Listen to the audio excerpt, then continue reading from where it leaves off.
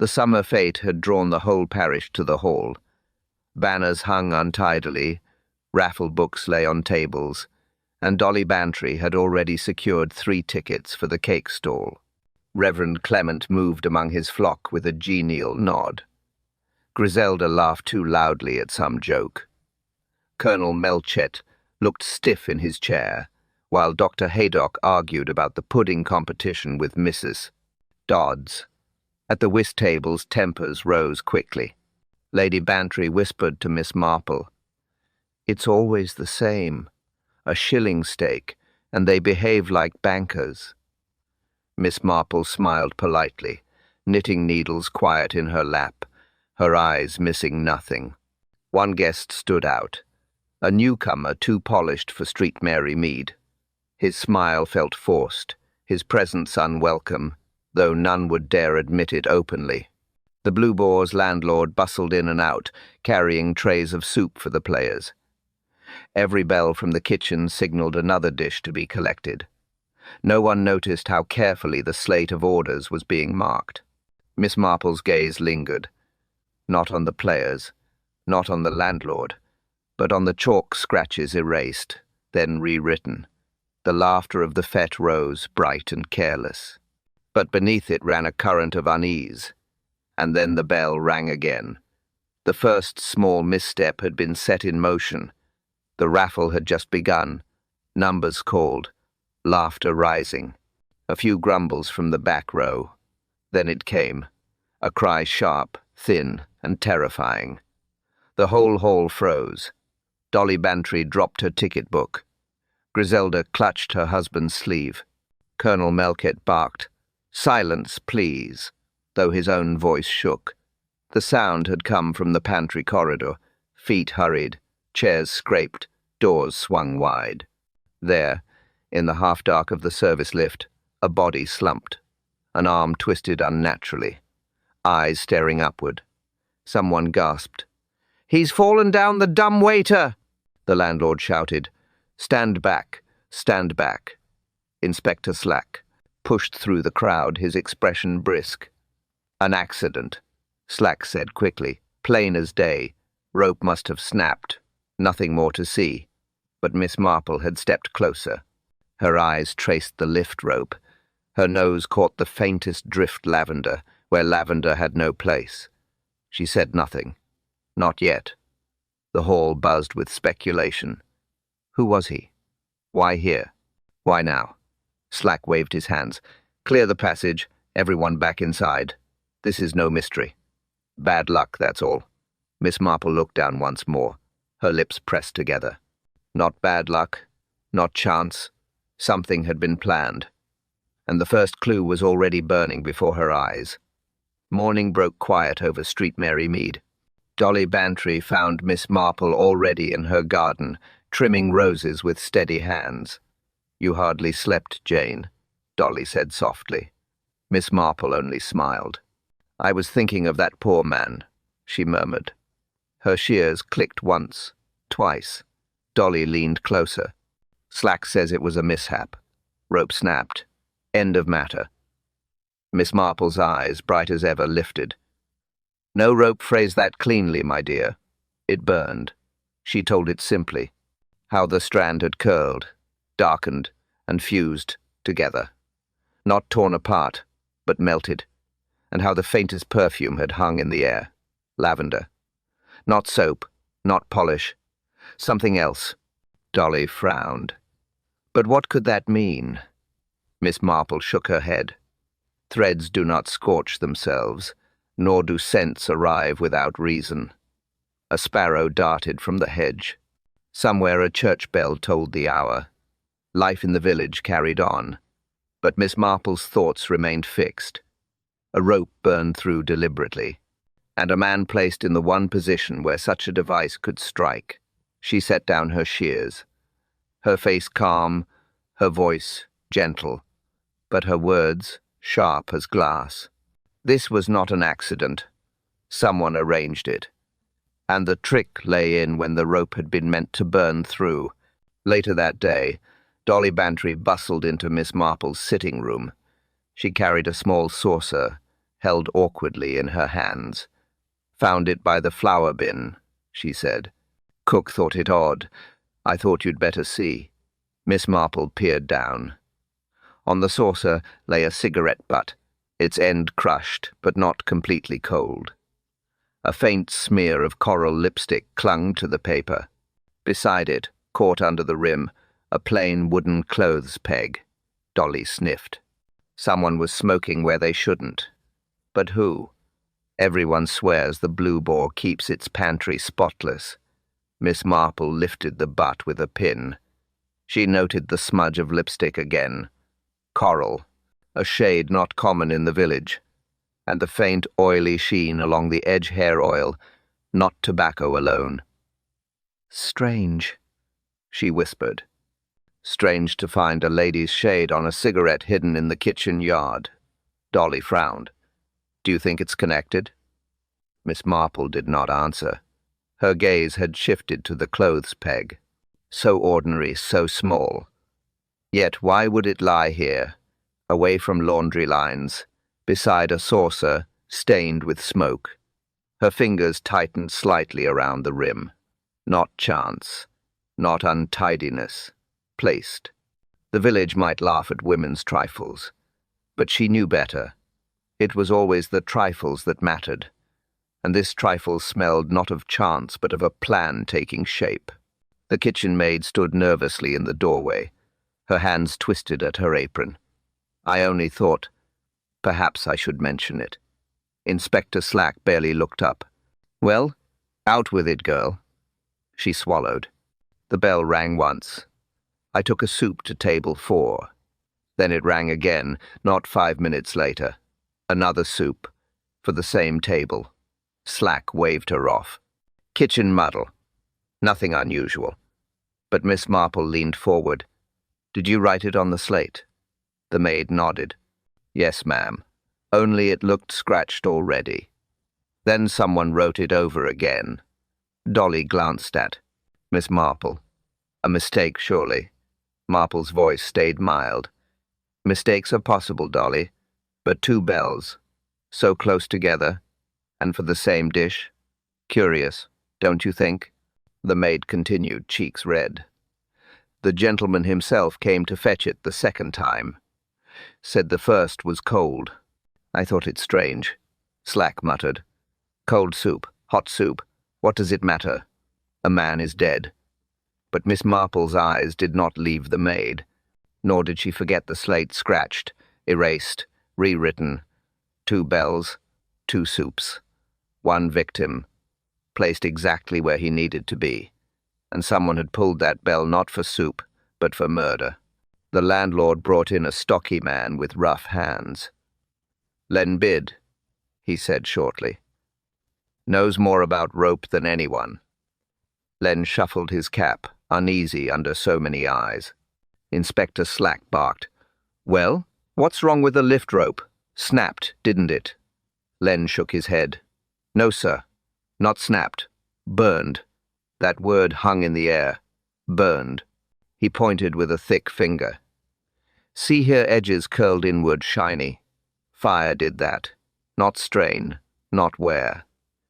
Miss Marple nodded once. "Would it burn clean through given time?" "Aye, ma'am. You make a slip loop, pass it through a screw eye, fix the weight below. Then you set fire to something slow."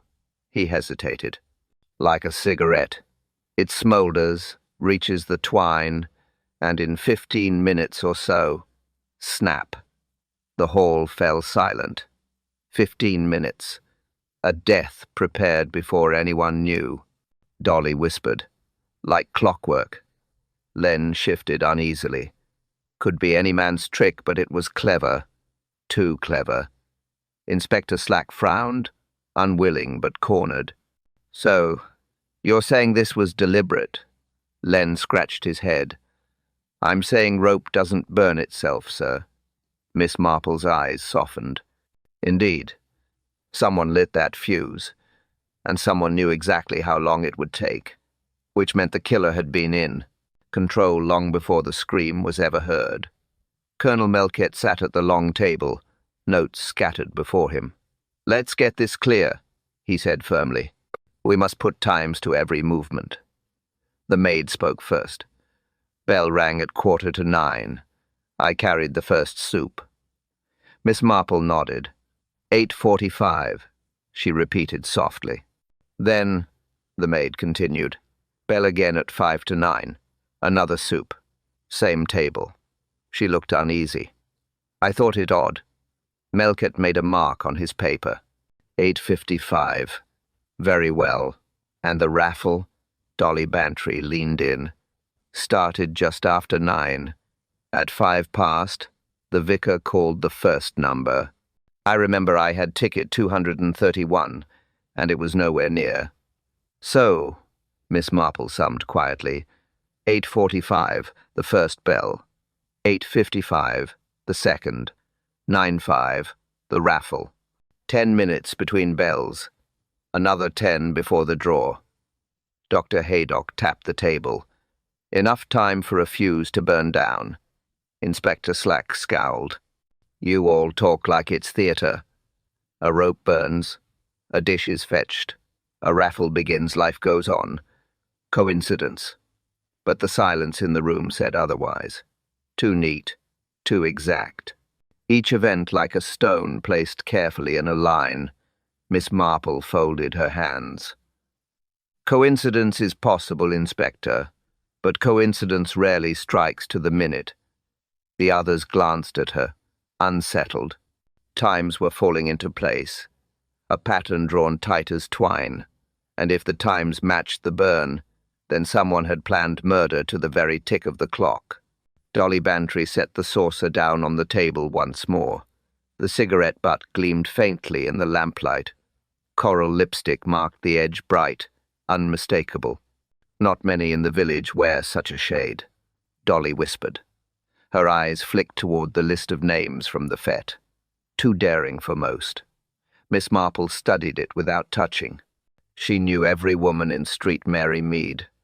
Their gloves, their hats, their little vanities, and she knew who would never appear in public with a cigarette. Lady Winifred? Never. Mrs. Dodds? Impossible. But one young visitor seen laughing too loudly, lips a touch too bright. "Doctor?" Haydock leaned forward. "Could be planted, Jane. Cigarette from anywhere." Miss Marple's voice was mild. "Perhaps. But trifles have a way of clinging to their owner. Lipstick is intimate, Doctor. It is not passed about like coins." Dolly nodded slowly. "I can't imagine her dropping it in the yard. She'd be far too careful." "Exactly," Miss Marple murmured. "Careful women do not leave coral stains behind, unless they are forced, or unless the act was part of something larger." Inspector Slack gave a short laugh. "A lady's lipstick. We're chasing powder and perfume now." But Miss Marple did not answer him. Her eyes remained on the smear, small but damning. Because if a lady had smoked in secret, then she had been in the pantry. And if she had been there, she had been near the rope. And whoever held that cigarette had held the fuse to murder itself. Miss Marple asked quietly if she might step into the kitchen. The landlord agreed, though grudgingly. Inside, Dolly looked around and frowned. "Good heavens, Jane, it shines." And it did. The floor scrubbed till no mark remained. The counters gleamed, pots aligned, surfaces wiped bare. Too clean. Miss Marple's eyes lingered on the sink. Water still beaded at the edge, though no dishes stood waiting. The scullery maid shifted uncomfortably under her gaze. "We gave it an extra wash last night," she stammered. "Master said everything must be spotless." Dolly raised a brow. "Since when does he worry about shine during a fete?" Miss Marple bent, inspecting the flagstones. Near the drain she caught a faint crescent stain, darker than the rest. Burnt match, long since washed, but not quite gone. She straightened, calm as ever. Curious. One cleans to hide, not to show. Dolly whispered. "Hide what?" Marple's eyes softened, but her voice stayed firm. Traces. Ash. Perhaps oil. Perhaps more.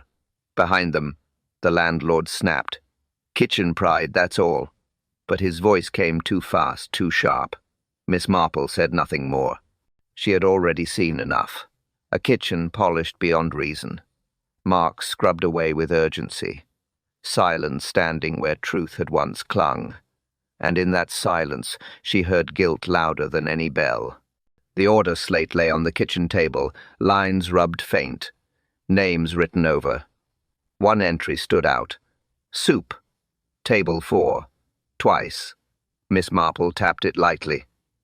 "Why the second?" she asked. The maid shook her head. "The gentleman himself came to fetch it. Said the first bowl was cold. He insisted." Dolly frowned. "But why not simply send it back?" Miss Marple's eyes narrowed. "Because he needed an excuse. To walk this way. To stand where he was not expected." The corridor stretched behind them. Narrow, dark, the service lift at its end. A perfect trap. Inspector Slack muttered, "Cold soup, hot soup, it makes no difference." But his voice lacked force now. Miss Marple remained gentle. "It makes all the difference. Someone arranged that second order. Someone wanted him in this corridor at that precise moment." The maid's eyes widened. "I only rang because the bell pulled twice, miss. It wasn't my choice." Dolly glanced at the slate again. Scratched, erased, rewritten. The confusion not natural. Constructed. Miss Marple folded her hands. Soup was never the point. Position was. And the victim had stepped into place exactly where the killer had planned. Inspector Slack stood stiff, arms folded. "You're chasing shadows," he snapped. "A slip with the slate, a muddle in the kitchen. Nothing more." Dolly Bantry bristled. "Nothing more? A man is dead." Slack's jaw tightened. "Accident. A fool too near the lift when the rope gave way. Happens." Miss Marple raised her eyes. "Then how do you explain the cigarette butt, Inspector?" He frowned. "What cigarette butt?" "The one with coral lipstick," she said softly. "Found in the yard, and near it a clothes peg that had no business there." The room grew quiet. Slack's cheeks flushed. Women's trifles. Meaningless rubbish. But Marple's gaze did not waver. Trifles are seldom meaningless. A lady smoked where no one should. Lipstick marked the cigarette. And it lay close to the service door. Dolly whispered. "She was there. She must have been." Slack barked. "Speculation. I deal in facts." Miss Marple folded her hands calmly. "Then here is a fact. Ropes do not burn themselves through." Silence fell again. Slack shifted uncomfortably. Every dismissal rang thinner now, weaker. Marple looked down at the slate once more. Her voice quiet, yet cutting as glass. Soup, cigarette, rope. All threads of the same pattern. Someone wove them with care. And she already knew that pattern was meant to strangle the truth. Dr. Haydock set the items on the table. A saucer, a length of twine. A cigarette, its tip oiled faintly. He struck a match. The cigarette glowed. Thin smoke curled upward. Miss Marple watched with calm patience. "This is what I saw," she said softly. "Not a rope frayed by chance. A fuse, prepared to a measure. The twine looped through a screw eye. A small weight hung at the end. Nothing happened at first. The room grew still. Minutes ticked. Slack muttered, "A parlor trick. Waste of time." But at the 15th minute, the glowing end reached the knot. A sudden flare, a hiss. Then the twine parted clean. The weight dropped with a thud. Dolly gasped. "Doctor?" Haydock nodded grimly. "Exactly as she said. Cigarette treated with oil. Burns slow, steady.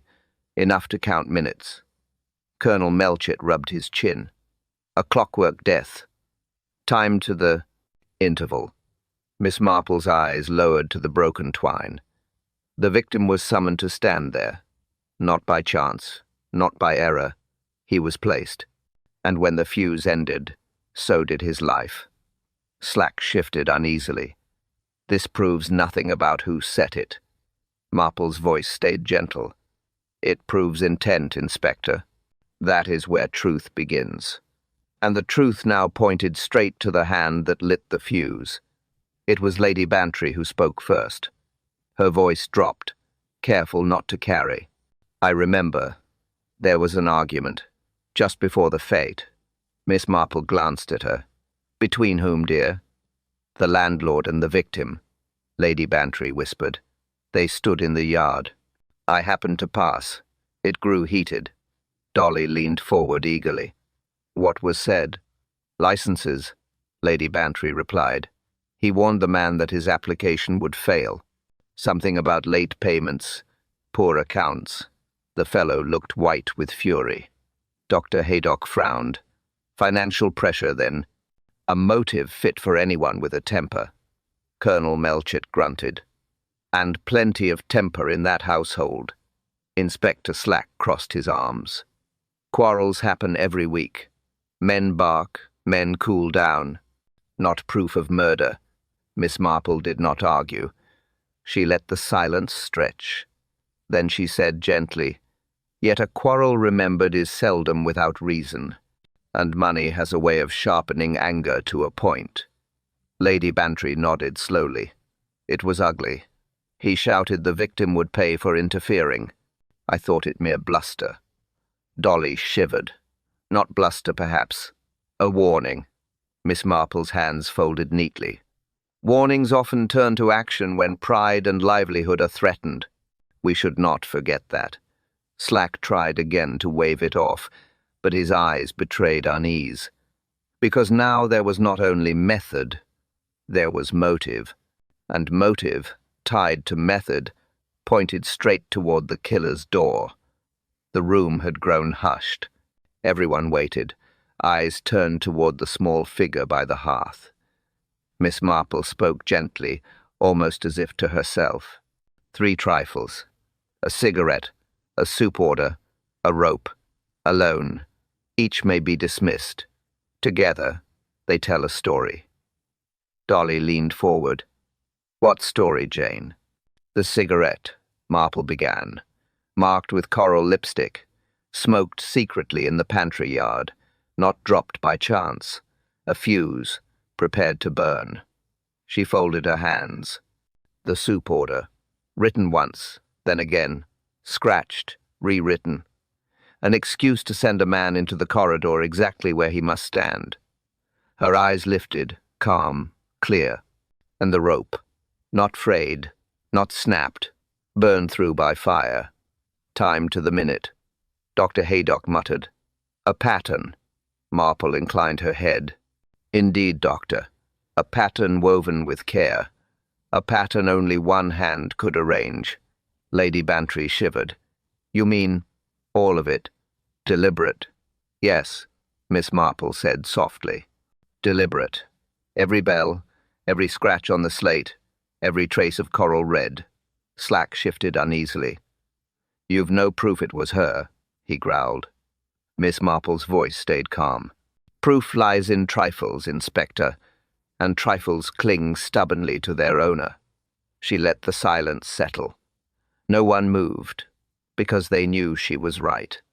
The story had been drawn, the lines connected, and those lines now led straight to one woman's hand. Colonel Melchett cleared his throat. Well, Jane, you've drawn your lines. Where do they lead? Miss Marple's eyes rested on the woman across the room. No anger, no drama, only quiet certainty. The lipstick was yours, she said gently. The shade too bold for Street Mary Mead.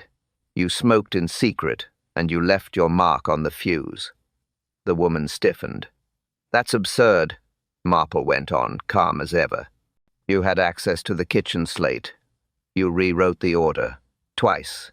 You rang the bell. knowing it would summon him down. That corridor. Colonel Melchett leaned forward. And the rope? Miss Marple folded her hands. You prepared it earlier. Twine, loop, screw-eye. The cigarette burned exactly to the knot. 15 minutes. Enough time for the raffle to begin. Enough time to be seen elsewhere. The woman's face paled. Dolly whispered. She planned every moment. Inspector Slack flushed. I told you it was all trifles. Trifles, Miss Marple interrupted softly. That spoke louder than any confession.